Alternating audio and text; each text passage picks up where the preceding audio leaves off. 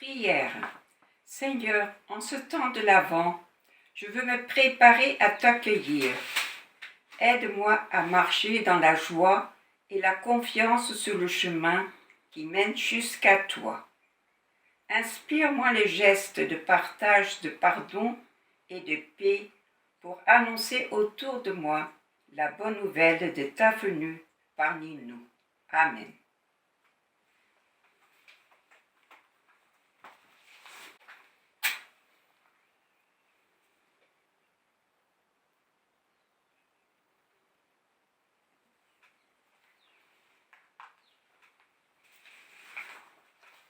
Allume une braise dans ton cœur, c'est l'Avent. Tu verras, l'attente n'est pas vaine. Quand on espère quelqu'un, allume une flamme dans tes yeux, c'est l'Avent. Regarde autour de toi, on a soif de lumière et de paix. Allume un feu dans tes mains, c'est l'Avent. Offre-les à ceux qui n'ont rien. Ta tendresse est à bout de doigts. Allume une étoile dans ton ciel, c'est l'Avent. Elle dira à ceux qui cherchent qu'il y a un sens à toute vie. Il suffit d'une seule braise pour enflammer le monde et réchauffer le cœur le plus froid.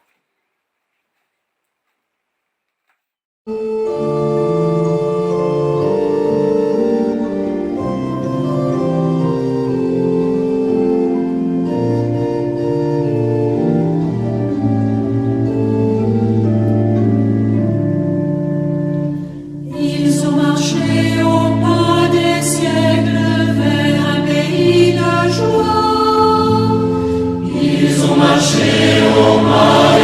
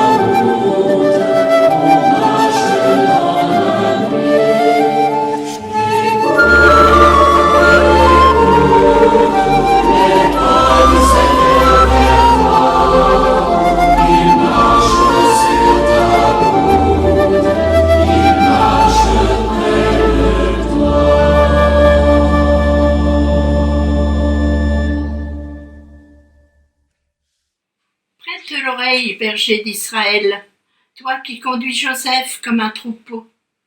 Interviens dans ta splendeur, toi qui sièges entre les chérubins. Devant Éphraïm, Benjamin et Manassé, déploie ta force et viens à notre secours. Ô Dieu, relève-nous, fais briller ton visage et nous serons sauvés. Éternel, Dieu de l'univers, jusqu'à quand t'irriteras-tu contre la prière de ton peuple?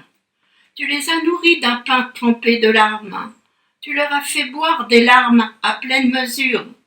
Tu fais de nous une source de conflit pour nos voisins et nos ennemis. Ils se moquent de nous. Dieu de l'univers, relève-nous. Fais briller ton visage et nous serons sauvés. Tu avais arraché de l'Égypte une vigne.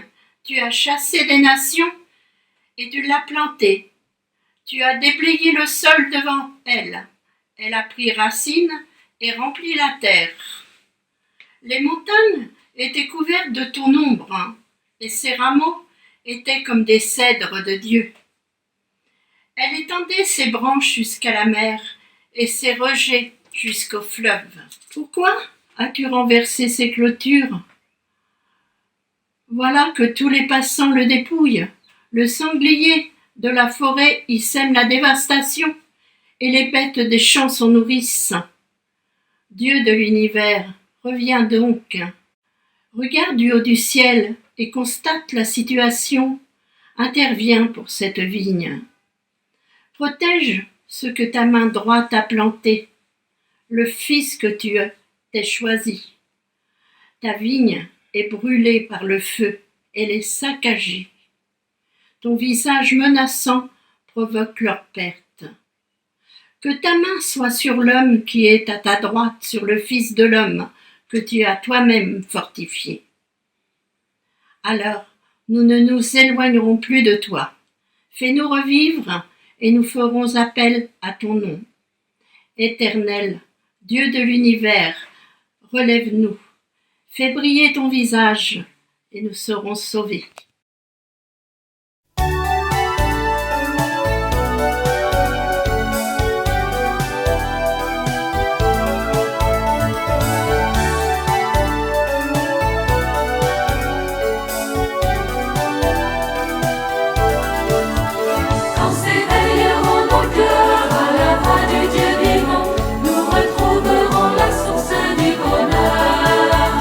Quand se lèveront nos mains pour chanter le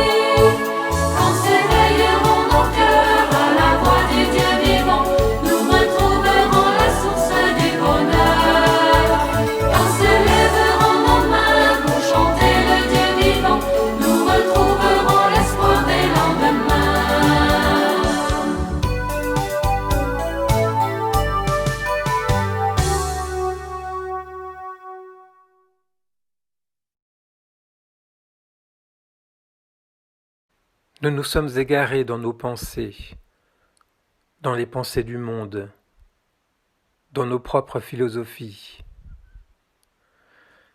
Nous avons construit des murs autour de nous, avec notre confort de vie et nos protections matérielles. Nous n'invoquons plus ton nom. Nous t'avons oublié. Nos cœurs se sont endurcis.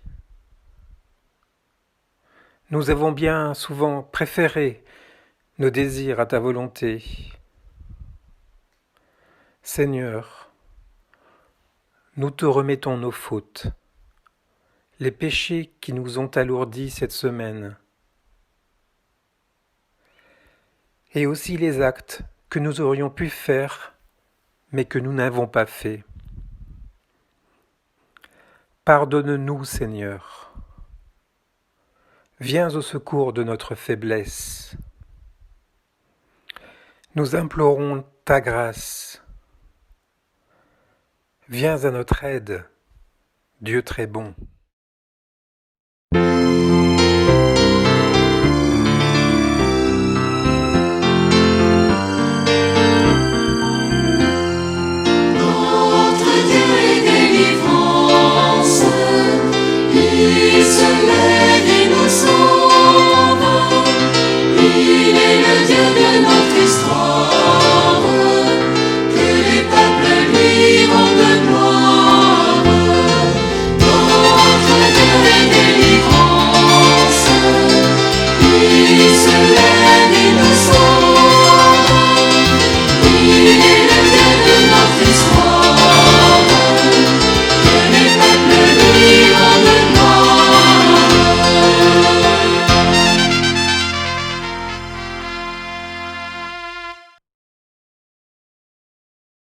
Lecture du livre d'Ésaïe, chapitre 63, verset 16, au chapitre 64, verset 8. Pourtant c'est toi qui es notre Père. Ce n'est pas Abraham qui nous a distingués. Ce n'est pas Israël qui nous a reconnus. C'est toi, Seigneur, qui es notre Père. Notre Rédempteur, tel est ton nom depuis toujours. Pourquoi, Seigneur, nous fais-tu errer loin de tes voies ? Pourquoi nous fais-tu refuser obstinément de te craindre ? Reviens, à cause de nous, tes serviteurs, pour les tribus qui constituent ton patrimoine. Ton peuple saint n'a pris possession du pays que pour peu de temps. Nos ennemis ont foulé ton sanctuaire. Nous sommes depuis toujours comme ceux que tu ne gouvernes pas, sur qui ton nom n'est pas proclamé. Si seulement tu déchirais le ciel, si tu descendais, les montagnes crouleraient devant toi comme s'allume un feu de forge, comme s'évapore l'eau qui bouillonne. Tes ennemis connaîtraient ton nom, et les nations trembleraient devant toi. Lorsque tu fis des choses redoutables, que nous n'espérions pas, tu descendis, et les montagnes croulèrent devant toi. Jamais on n'a appris ni entendu dire, jamais l'œil n'a vu qu'aucun Dieu, à part toi, agisse ainsi pour celui qui l'attend. Tu allais à la rencontre de celui qui était content d'agir selon la justice, de ceux qui se souvenaient de tes voies, par qui, de tout temps, nous étions sauvés. Mais tu t'es irrité, parce que nous avons péché. Nous sommes tous devenus comme impurs, et tout ce que nous faisons pour la justice est comme un vêtement souillé. Nous sommes tous flétris, comme des feuilles mortes, et nos fautes nous emportent comme le vent. Il n'y a personne qui invoque ton nom, qui s'éveille pour s'attacher à toi, car tu t'es détourné de nous, et tu nous as laissés fondre à cause de nos fautes. Pourtant, Seigneur, tu es notre Père, nous sommes l'argile, tu es notre potier, nous sommes tous l'œuvre de tes mains. Ne t'irrite pas à l'extrême, Seigneur, ne te souviens pas toujours de la faute. Regarde, s'il te plaît, nous sommes tous ton peuple. Marc chapitre 13, versets 24 à 37. Ces jours-là, les gens souffriront beaucoup. Ensuite, le soleil ne brillera plus, la lune ne donnera plus sa lumière, les étoiles tomberont du ciel, et les puissances qui sont dans le ciel trembleront. Alors, on verra arriver le Fils de l'homme, entouré de nuages, avec toute sa puissance et toute sa gloire. Il enverra les anges et il ressemblera à ceux qu'il a choisis, des quatre coins de la terre, d'un bout du monde à l'autre. Comprenez bien la comparaison avec le figuier. Quand ses branches deviennent tendres, quand ses feuilles poussent, vous le savez, la nouvelle saison est bientôt là. De la même façon, quand vous verrez ces choses arriver, vous devez le savoir, le Fils de l'homme sera bientôt là. Il est à votre porte. Je vous le dis, c'est la vérité. Quand cela arrivera, les gens d'aujourd'hui ne seront pas tous morts. Le ciel et la terre disparaîtront, mais mes paroles ne disparaîtront jamais. Mais le jour et l'heure où ces choses arriveront, personne ne les connaît, ni les anges de Dieu, ni le Fils. Le Père est seul à les connaître. Faites attention, ne dormez pas. En effet, vous ne savez pas quand ce moment viendra. Pensez par exemple à un homme qui part en voyage.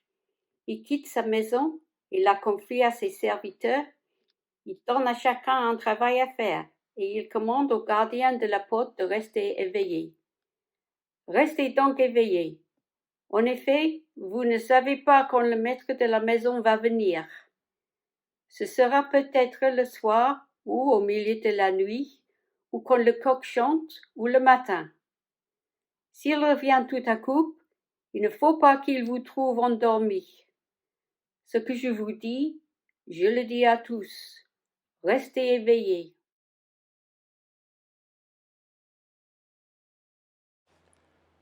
Qui, en tant que parent, n'a pas égaré un enfant au moins une fois dans la vie? Ça nous arrivait à plusieurs reprises, je dois admettre, avec notre fils. Et je me rappelle une fois sur la plage à Dunkerque, il avait à peu près 3 ans à l'époque, et nous étions sur la plage tous ensemble. Un moment, il était avec nous, à nos côtés, et puis l'instant après, il a disparu. L'émotion, vous pouvez imaginer, panique.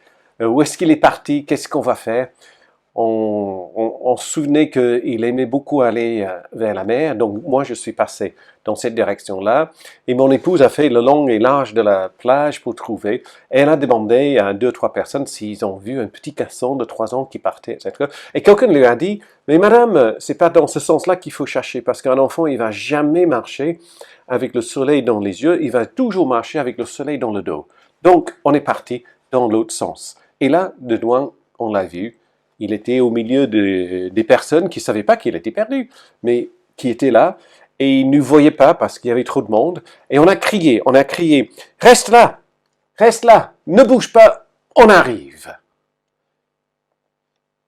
Il ne nous a pas vus, il y avait trop de monde, mais il a entendu nos voix, la voix de ses parents, il a reconnu, et puis il est resté sur place jusqu'à ce que notre train arrivait. Et là, vous imaginez les émotions, le soulagement, la joie qui tourne rapidement en grandement quand même. Reste là. Ne bouge pas, j'arrive. Il ne pouvait pas nous voir, mais il pouvait entendre la voix, il pouvait reconnaître la voix de ses parents dans le bruit de cette foule sur la plage en été à Dunkerque. Ne bouge pas, reste là, j'arrive. C'est l'expérience aussi du peuple d'Israël. Ils ne voient pas Dieu. Ils ne ressentent plus la présence divine dans leur vie. Ils ont le sentiment que Dieu les a abandonnés. Sauf que Dieu est parti à leur recherche. Dieu, sans relâche, crie et les appelle. Et si seulement le peuple pouvait entendre, ce peuple saurait alors que Dieu était là, que Dieu les aime et que Dieu arrive.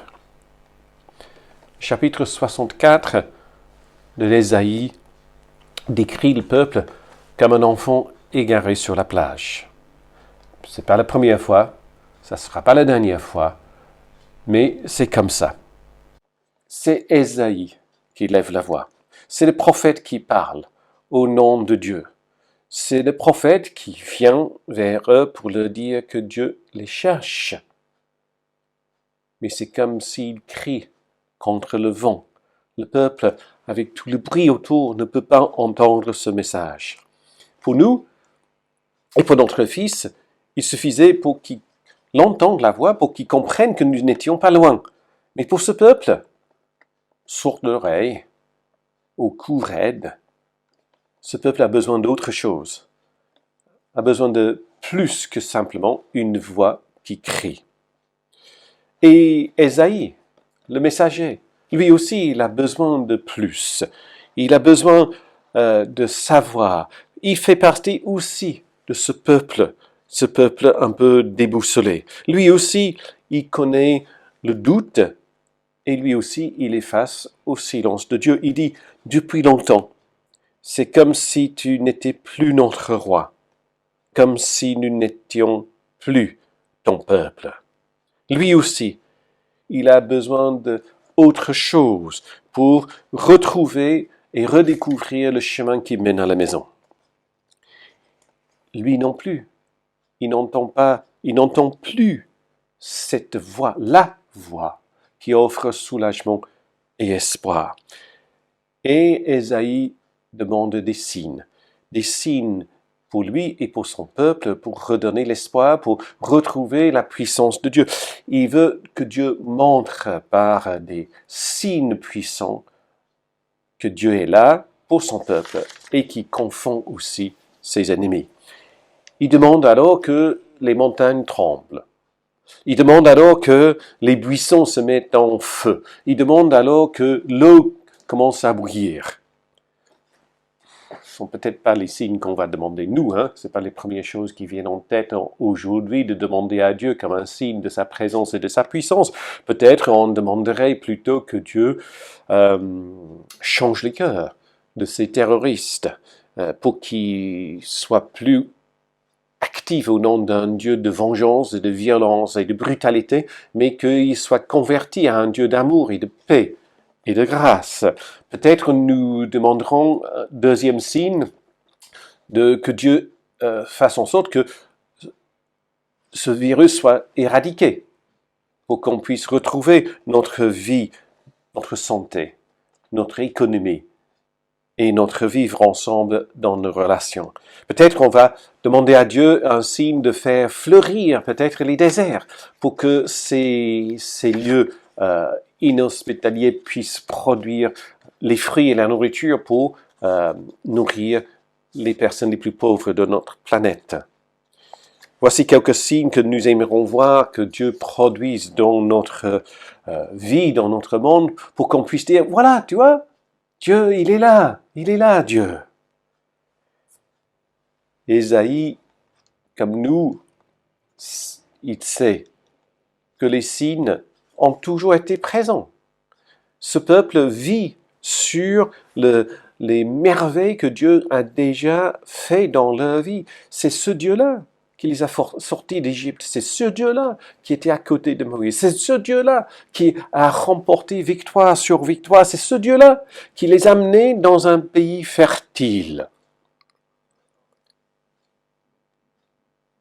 Et il semble que tout ça, c'est trop vite oublié et que l'attente pour le prochain signe se fait trop long. Intégré à la promesse de Dieu, il y a quand même une condition. Verset 3 de ce chapitre 64. Jamais on n'a appris, ni entendu dire, jamais l'œil n'a vu qu'aucun autre Dieu, à part toi, agisse ainsi pour celui qui l'attend. Pour le dire autrement, Dieu agit au nom de ceux et celles qui l'attendent. Maintes fois dans la Bible, nous avons les passages qui nous disent qu'il faut attendre. La thématique d'attendre est présente dans le premier jusqu'au Nouveau Testament.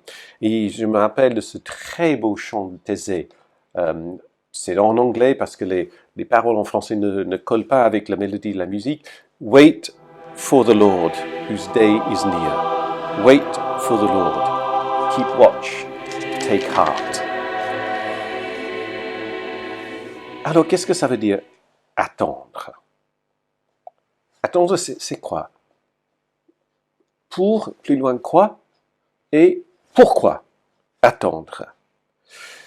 La première chose dans la Bible, c'est de remarquer que nous n'attendons pas, mais nous attendons le Seigneur. Nous attendons Dieu. Donc l'attente a un objectif, a un but. Il est là, notre objectif. Dieu, c'est pas pour dire que Dieu se fait attendre pour qu'on soit un peu comme ça, non. C'est Dieu, en attendant Dieu, que ça vaut le coup d'attendre. Dieu mérite qu'on l'attendions. Peu importe le temps que ça passe, peu importe les soucis par lesquels nous traversons, peu importe les difficultés, les frustrations que nous vivons, nous attendons Dieu. Et quand nous arrivons là, à la fin de notre attente, quand nous découvrons ce que Dieu propose pour nous, et projette pour nous, qui espère pour nous, nous déborderons de joie et nous dirons d'une seule voix que l'attente valait le coup. La deuxième chose dans cette attente, c'est que nous avons la possibilité devant nous d'accepter nos propres limites. Dans l'attente, nous réalisons que nous ne pouvons pas tout savoir et tout contrôler. Nous ne pouvons pas toujours arranger les choses à notre goût ou les mettre dans notre emploi de temps. Nous admettons, très souvent difficilement, même pour moi, que ce temps nous est offert comme un temps à part, un temps qui n'est pas chronométré ou mesuré, mais un temps qui doit prendre son temps. Dans ce temps d'attente, nous réalisons que le passage du temps, des heures, des jours et même des années, n'est pas une invention humaine, mais qui est intégrale à la création de Dieu. Attendre, c'est réaliser que nous pouvons compter sur Dieu. Ce Dieu qui a dit qu'il y a et qu'il y aura toujours une alliance. Ce Dieu qui a dit que son amour est bien plus fort que la mort. Ce Dieu qui a dit que la vie éclatera de la tombe, quoi qu'il nous arrive, quoi que l'épreuve devant nous, rien de tout ne changera la promesse de Dieu. Bien entendu, l'attente parfois peut sembler très longue, et c'est long. C'est interminablement long pour avoir un vaccin pour mettre fin à ce que nous vivons. C'est tellement long avant de pouvoir envisager de revenir à une vie ordinaire, d'être ensemble encore une fois, de fêter Noël et de retrouver l'espoir. Mais le Dieu d'Israël, le Dieu d'Ésaïe, le Dieu de Jésus, notre Dieu, n'est jamais imaginé notre destruction ou notre suppression. Dieu n'a imaginé qu'uniquement notre salut. L'espérance qui se trouve au sein de Dieu est pareille à cette espérance d'un parent qui part à la recherche de son enfant, qui espère contre toute espérance qu'il va trouver son enfant. Et à ce moment-là, dans les moments de retrouvailles, il envisage déjà de célébrer de nouveau la réunion ensemble. Donc dans ces 4 semaines de l'Avent, en allumant les bougies les unes après les autres dans notre espace à la maison, ne te précipite pas. à craquer l'allumette pour allumer les bougies, mais marque une pause, un moment de réflexion. Avant de mettre la flamme à la mèche, dis à toi-même, regarde-nous, car nous sommes tous ton peuple.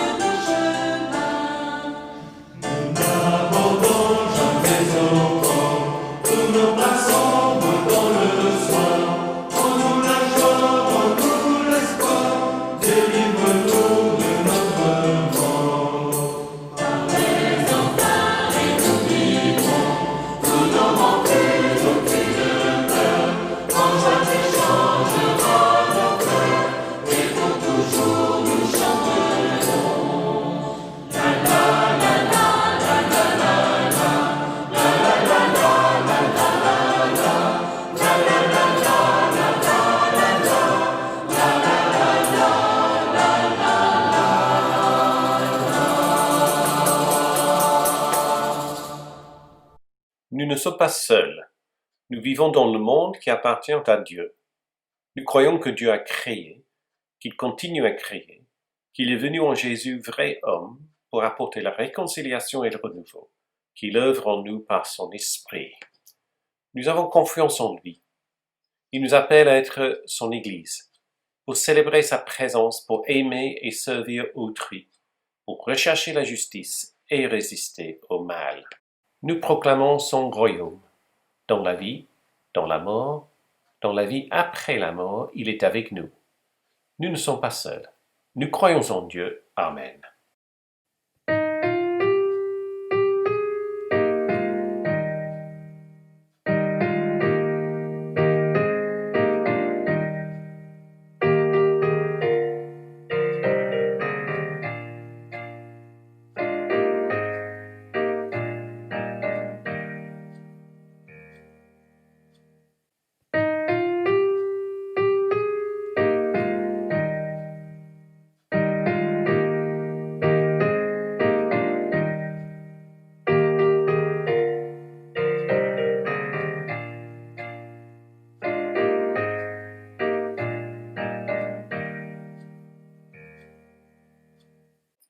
Pour nos prières d'intercession pour ce matin, les prières vont porter sur la création. 3 thèmes, 3 prières, 3 tableaux qui sont issus de Loving Earth Project, par amour de la terre. Un projet qui a démarré en Angleterre avec les Quakers et qui est maintenant en France. Et notre correspondant local, c'est Marion Hale, qui est le pasteur au Havre. C'est un projet qui tourne autour de tableaux qui sont faits de récupération de bouts de tissu et de tapisserie pour mettre en valeur un aspect, un détail de la création qui se tient vraiment au cœur de ces artistes.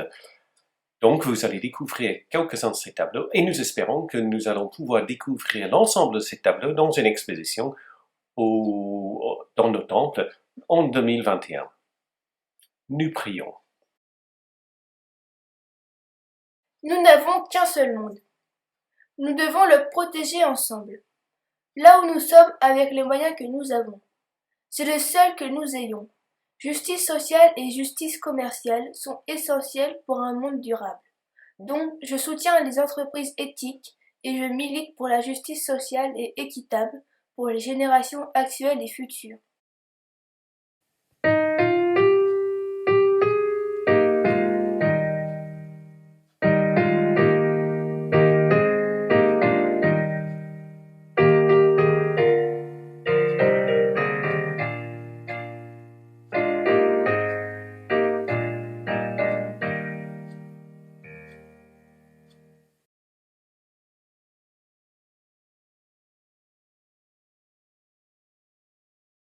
Y a-t-il plus d'oiseaux?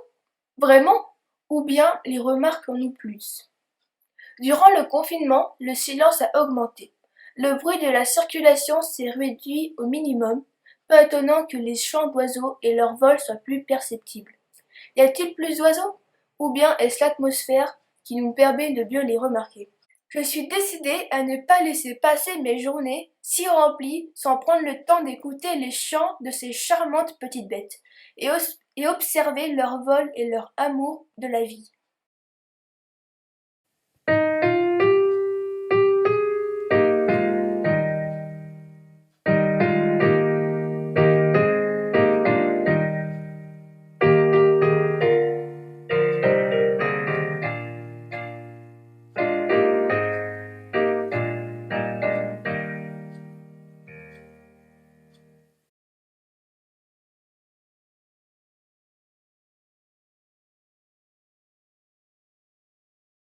Les arbres comptent beaucoup pour moi. Ils comptent aussi pour la nature sauvage.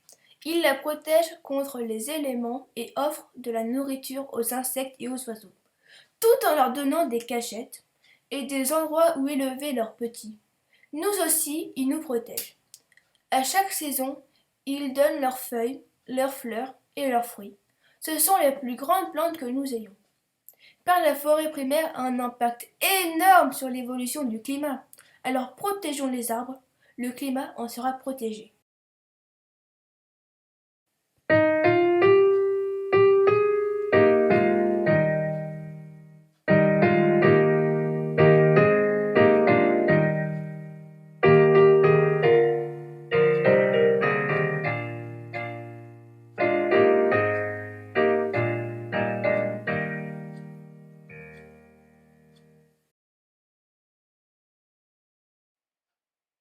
Notre Père qui es aux cieux, que ton nom soit sanctifié, que ton règne vienne, que ta volonté soit faite sur la terre comme au ciel.